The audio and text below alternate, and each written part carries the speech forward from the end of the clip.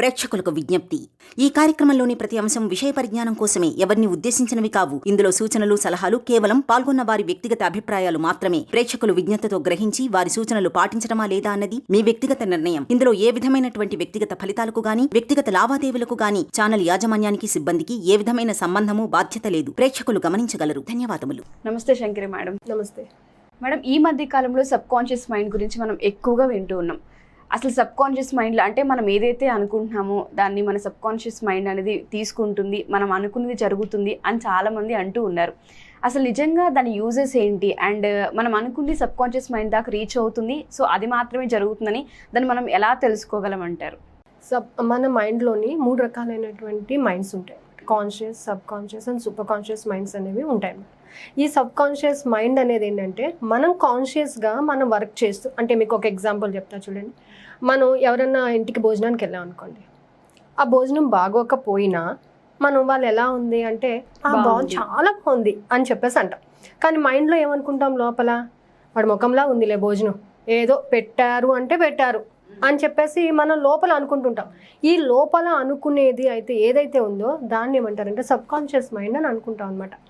తర్వాత అంటే మనము కాన్షియస్గా లేనప్పుడు వర్క్ చేస్తూ ఉంటుంది అది.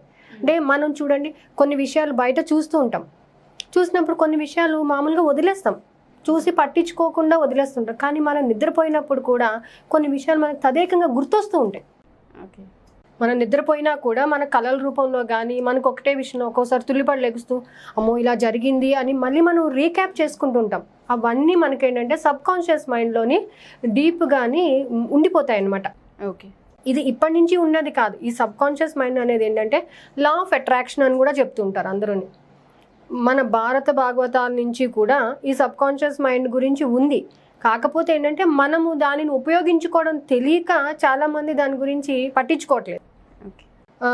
భారతంలోకి వస్తే ఒక చిన్న స్టోరీ చెప్తాను చూడండి.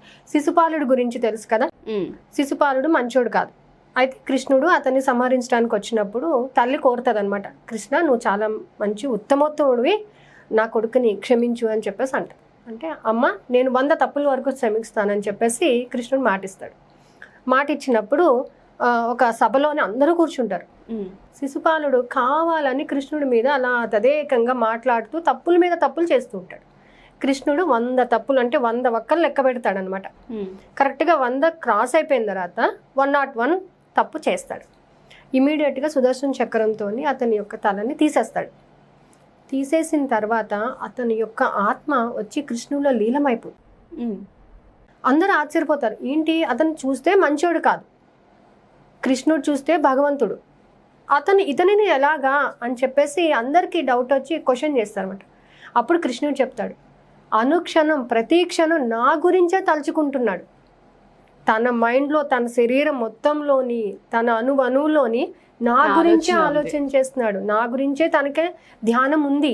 కాబట్టి ఆ ధ్యానం అనేది ఏంటంటే సబ్ కాన్షియస్ మైండ్లోని ఉంది, అతనికి నా గురించే ఉంది కాబట్టి నాలో లీనమైంది. ఎవరైతే నన్ను అంతగా ఇష్టపడి నా గురించి చేస్తారో వాళ్ళని నేను అట్రాక్ట్ చేస్తాను, నాలో కలుపుకుంటాను, అలాగే వాళ్ళు ఏది కోరితే అది నేను ఇస్తాను అని చెప్పేసి కృష్ణుడు చెప్తాడనమాట.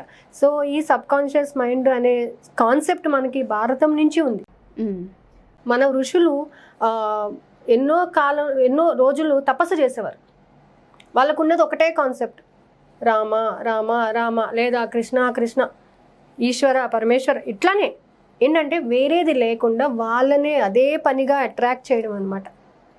అలా అట్రాక్ట్ చేస్తూ ఉన్నప్పుడు ఏమవుతుందంటే దీన్ని ఏమంటారు, లా ఆఫ్ అట్రాక్షన్ అంటారు. మనం ఏ మంచినైతే కోరుకుంటామో 10 సార్లు తదేకంగా దాన్ని అట్రాక్ట్ చేయాలనుకుంటామో అదే మన దగ్గరికి వస్తుంది. ఓకే, లైక్ అట్రాక్ట్స్ లైక్ అంటారు. అంటే మనం ఏ మంచినైతే కోరుకుంటామో, మనం ఎక్కడికైనా వెళ్ళేటప్పుడు ఇలా జరుగుతుందేమో అని మనం నెగిటివ్గా ఎప్పుడైతే అనుకుంటామో వెంటనే మనకు అక్కడ నెగిటివే కనిపిస్తుంది. అందుకనే మనం ఏదైనా పని చేసేటప్పుడు పాజిటివ్గా నాకు ఈరోజు మంచి జరుగుతుంది, ఈరోజు చాలా బాగుంటుంది అని అనుకుంటే మనకున్న అడ్డంకులు ఏదైతే ఉన్నాయో, మనలో ఉన్న బ్లాక్ అది క్లియర్ అయిపోయి మన సబ్ కాన్షియస్ మైండ్ అలాగే వర్క్ చేస్తుంది అన్నమాట. అదేవిధంగా ఈ సబ్ కాన్షియస్ మైండ్ మీద మనకి జోసెఫ్ మర్ఫీ గారు ఒక పెద్ద బుక్కే రాశారు. ఒక 20 టాపిక్స్ వరకు కూడా ఆయన రాశారనమాట. మన జీవితాన్ని ఎంత చక్కగా మనము స్కెచ్ చేసుకోవచ్చు, మన లైఫ్ని మనమే స్కెచ్ చేసుకోవచ్చు, ఎవరో స్కెచ్ చేయాల్సిన అవసరం లేదు. ఈవెన్ బ్రహ్మ కూడా చెప్తాడండి, ఏంటంటే మీ తలరాత నేను రాస్తాను, కానీ మీ కర్మల వల్ల మీ తలరాతను మీరు మార్చుకోవచ్చు. అంటే మనము ఎప్పుడైతే నెగిటివ్ని యాక్సెప్ట్ చేస్తూ ఉంటామో మన లైఫ్లో నెగిటివ్ అనేది వస్తుందన్నమాట. దుర్యోధనుడికి 125 సంవత్సరాలు వరకు కూడా చావలేదు, కానీ అతని యొక్క కుటిల బుద్ధి వల్ల 65 సంవత్సరాలకే చనిపోతాడు. సో మనం ఏదైతే అట్రాక్ట్ చేస్తుంటామో, ఎంతసేపు ఒకళ్ళ పతనాన్ని మనం కోరుకున్నాడు దుర్యోధనుడు, ఎంతసేపు ఒకళ్ళ పాండవుల పతనాన్ని కోరుకున్నాడు. కాబట్టి ఏమైంది, నువ్వు ఏం కోరుకున్నావో అది నీకే వచ్చింది. అది ఎవరైతే మంచిని కోరుకుంటారో, అవతల వాళ్ళని మంచిని మనం కోరుకుంటామో, అప్పుడు ఆ మంచి మనకి కూడా వర్తిస్తుంది అన్నమాట. సో లైక్ అబ్జర్వ్స్ లైక్, ఏదైతే మనం కోరుకుంటామో అదే మనకు వస్తుందన్నమాట. సో మన మైండ్లో ఒక వ్యక్తి గురించి కానీ ఒక వస్తువు గురించి కానీ మనం ఎప్పుడైతే పాజిటివ్గా థింక్ చేసి దాన్ని తదేకంగా మనం అట్రాక్ట్ చేస్తామో, అదే మన లైఫ్లోకి వచ్చి మన లైఫ్ స్మూత్గా వెళ్ళడానికి ఛాన్స్ ఉంటుందన్నమాట. సో బ్రహ్మదేవుడు అంతటి వాడే సబ్కాన్షియస్ మైండ్ గురించి, అంటే మనకి ఈ కాన్సెప్ట్ అని తెలియక ముందే ఇవన్నీ రాశారు. మనం సైన్స్ డెవలప్ అయ్యి ఇది రాసుకున్నాం. జోసెఫ్ మర్ఫీ గారు కూడా, ఆయన అమెరికన్ అయ్యుండి కూడా ఇండియాలో మనము చేసినటువంటి యజ్ఞాలు, దేవుళ్ళని పూజించే విధానాన్ని చూసి ఆయన బుక్ రాశారు. ఆ పుస్తకంలో కూడా ప్రతిదానికి ఆయన గాడ్కి సంబంధించే చెప్తాడు. తదేకంగా ఒక దాని మీద దృష్టి పెడితే దాని ద్వారా వచ్చే మంచిని మనము పొందుతాము. మనం గుడికి వెళ్తాము, కంటిన్యూస్గా ఒకటే దేవుణ్ణి పూజిస్తామా? పూజించం. మండే ఒక గుడికి వెళ్తాం, ట్యూస్డే ఒక గుడికి వెళ్తాం, వెడ్నెస్డే ఒక గుడికి వెళ్తాం కదా, ఇష్టం వచ్చిన. అంటే మన మైండ్ అనేది స్టెబిలిటీ అనేది లేదు. కానీ నిర్మలత్వంగా, నిశ్చలత్వంగా, నిర్భయత్వంగా దేని మీద అయితే కాన్సెప్ట్ మనం పెడతామో, మైండ్ పెడతామో, అది ఖచ్చితంగా మన లైఫ్లోకి వస్తుందన్నమాట. సో అది సబ్కాన్షియస్ మైండ్ యొక్క పవర్ అన్నమాట.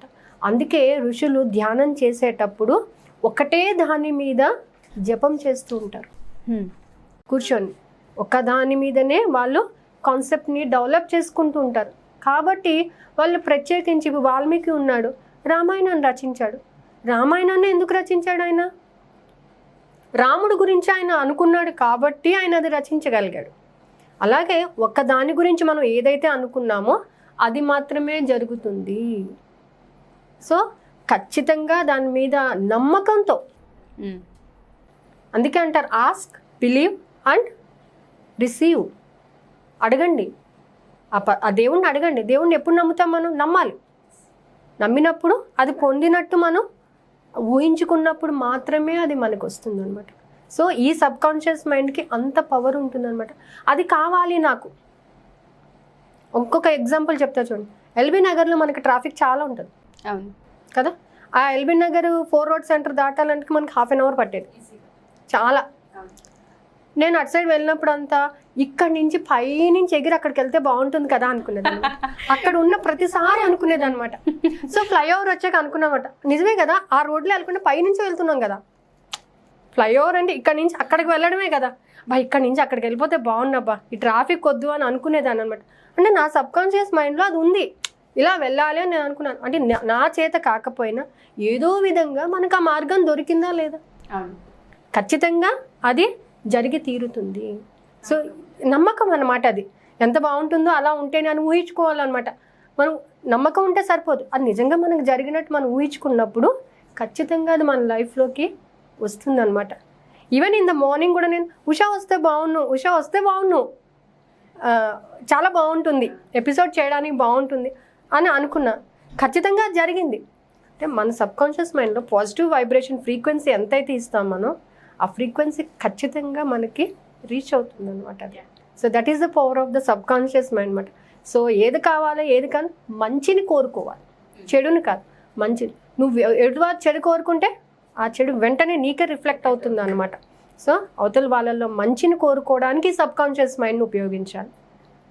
Thank you madam. అంటే సబ్కాన్షియస్ మైండ్ గురించి తెలిసినప్పటికీ కూడా దాన్ని ఎలా యూజ్ చేయాలో చాలా మందికి తెలియదు. సో ఈ ఎపిసోడ్ ద్వారా చాలా మందికి ఎంతో కొంత క్లారిటీ అయితే వచ్చింది.